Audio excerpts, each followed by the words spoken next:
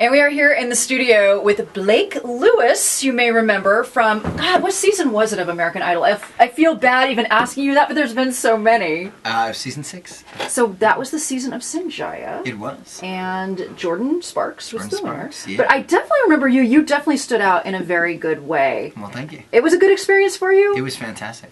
What was the best part of it for you?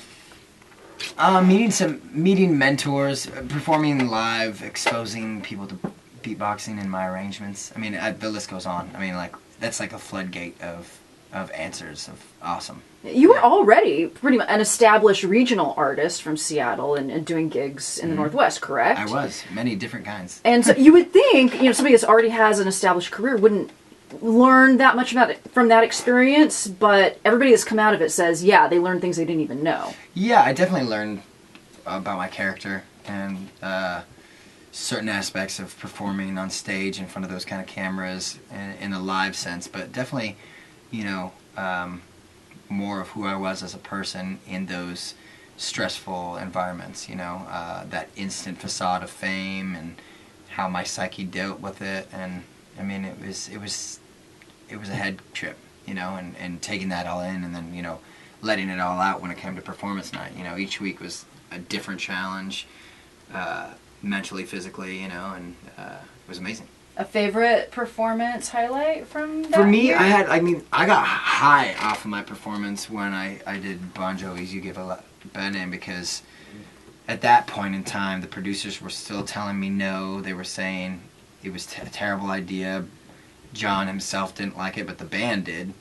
And I was like, it's going to be great. Just trust me. Like, no, every time, no one would agree, like, trust me. And and every time I did stuff for me, it worked out. And then the night of the dress rehearsal, Nigel Lithgow came back and watched my performance, and he apologized. And he's like, I think this is going to be the one of the week, And I was like, well, thank you. And he apologized to me, and that was like that was my battle, was like getting the producer to just accept me for who I was.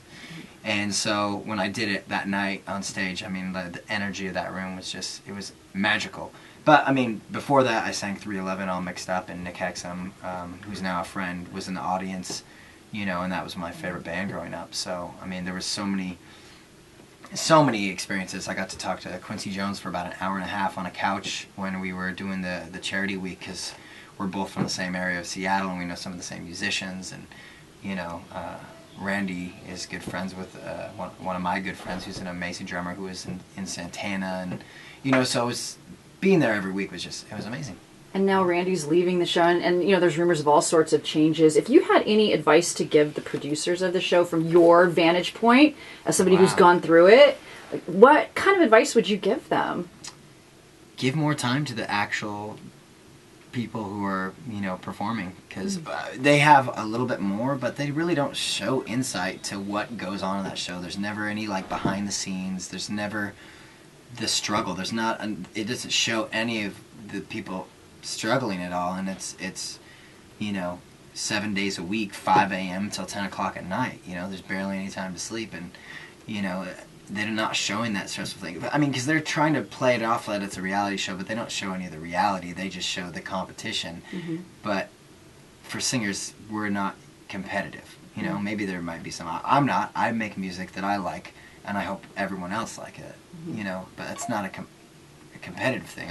And on American Idol, I'm singing other people's songs, and I just flipped it. I tried to change it and make it mine, so I was comfortable singing on the show that I never watched. So, as far as, like, things to do, that would be the first thing. Was, like, really, like, they tell, like, oh, here's the backstory, and it's, like, for 30 seconds before that person sings, and then it's done, and it's just, like, vote for this person.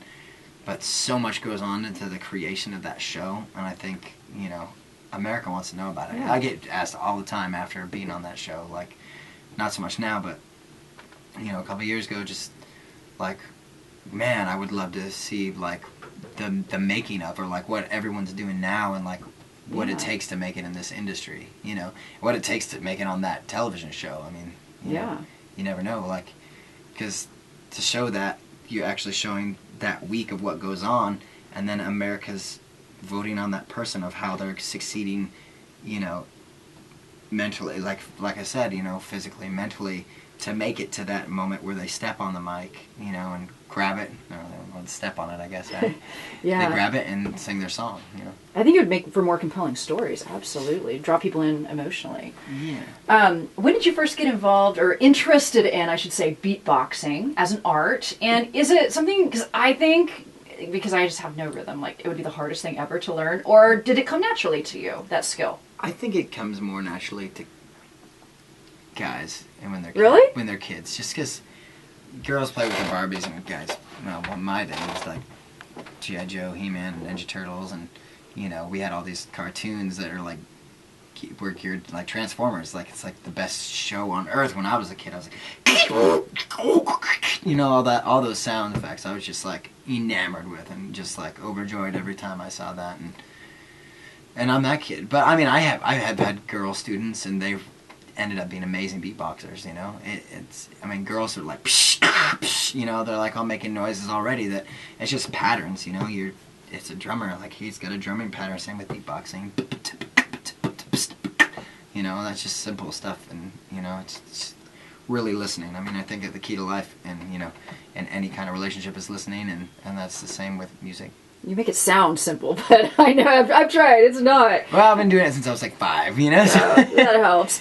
Fast forward from, you know, American Idol to today. What have you been doing, and why are you subbing by radio stations now? Right. Well, yeah, let's go with that. So. I've been producing music for a decade, and it's gotten to a point where I've started producing for commercials and doing voiceovers and you know, doing lots of beatboxing. Obviously, that's in my shows, my live shows, and with this project and album and my single "Your Touch" that's out now was to make a sample library that I could use in the studio of all my beatboxing, so I didn't have to like keep recording it like every time I wanted to create something. So now I have this library that I can pull from, start making a track from it, and it's very organic. Like it's a certain sound. My beatboxing doesn't sound like beatboxing. It actually sounds like real snares. It sounds like real hi-hats and kicks. So I have my own drum library. You know, anytime I want to like get on my machine and you know make a song. And with this song "Your Touch," what's out now, which is in a Microsoft commercial, which is crazy how it happened. Just my friend's a director in Seattle, and I know a lot of people at Microsoft, and I made a song for them probably a year and a couple months ago, and they loved it, and they used it just on a internet, a small ad. It was just like a preview kind of thing, and that was cool, and it was great, and that was the catalyst for the relationship that we have now. And my friend was directing you know, a couple of the spots for them up in Seattle, and I suggested out this song by Alex Clare called "Too Close," and he ended up using it, and it was a big thing for Microsoft and for Alex Clare, and for them they asked me to keep, you know, producing stuff, and I had finished my sample library. I made one to start the album, and then I made a huge one that's huge. It's like 3,000 samples. Oh wow. And I told my friend about it, and he's like, "Oh my gosh, we should just do something with like a touchscreen." And I was like, "All right, that's easy. Like, you know, see what you think." And I just started, like, I pressed the button on making my album, and I wrote the song "Your Touch," and he's like, "This is perfect, and what can we make it, you know, different, you know, for this commercial?" And I was like, "Well, I'll beatbox, and we'll pitch it down, and we'll make all these like dubstep sounds, and and now I have a commercial that's in 19,000 movie theaters, and it's all over the world, and it's on TV in Germany, and you know, it's crazy." Yeah, I just saw it this weekend when I went to go see The Great Gatsby. It's a awesome, great song. People can get it on iTunes right now, right? But iTunes, the rest Amazon, of the album, we have to wait a minute for. Gotta wait for the album, but the single "Your Touch" is out now, and it's a hybrid pop song. It's lots of vocals. I come from an a cappella background, you know, and beatboxing, and I have like a full loop show. Like I'll do a loop beat, and then I'll sing over it. And this song is very representative, not in a live sense, but contextual sense. You know, just the song's very vocal heavy, drums, bass, and Rhodes. My whole album is drums, Rhodes, guitar, and kind of not necessarily wobble bass. I like to call it Decepticon bass because it sounds more like a transformer. You know. So at your live shows, is it just you, and then like these sounds that you've recorded? No, I mean in the show, in some part of my show, yeah, I'll do like 1 or 2 songs a cappella solo with my loop pedals and everything. But no, I got a full band, and lots of samples and lots of like MPCs. This awesome thing called a machine, actually, by Native Instruments that, you know, put the samples in there and we can instantly tweak it and do crazy stuff on stage. Cool. You mentioned that you've been doing some voiceovers. Is that for cartoons or for video games? I've done video games and cartoons and... Anything we would have heard of? I was all the voices of a Gremlins video game. No way, really? That's cool. Yeah, so that was fun. I think I was even the mom, too. I pitched my voice ever and did some crazy voice, right? You could probably do every voice and every sound effect for a video game. I used to. I did sound effects for a Crash Bandicoot video game back in, like, I mean, that was probably like 12 years ago. I mean, I've been doing voiceover for a while, but it's mainly character voices. It's like I grew up doing cartoons and watching Michael Winslow, Police Academy, and like Robin Williams and Mork and Mindy, you know. Yeah. None of your probably demographic even know what Mork and Mindy is, but that's... Oh, you might be surprised. Yeah?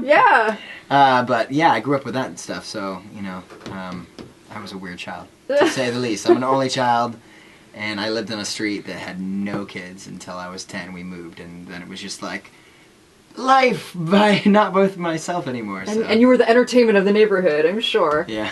Well, thank you for stopping by. Now I want to see your full show. Is there going to be a tour? There definitely will be a tour, yeah. Okay, cool. Well, please come to Portland when you do. Well, of course. I'm a Washington boy, you know. Okay, absolutely. We'll stop by anytime. It's great talking to you. Thank you for having me.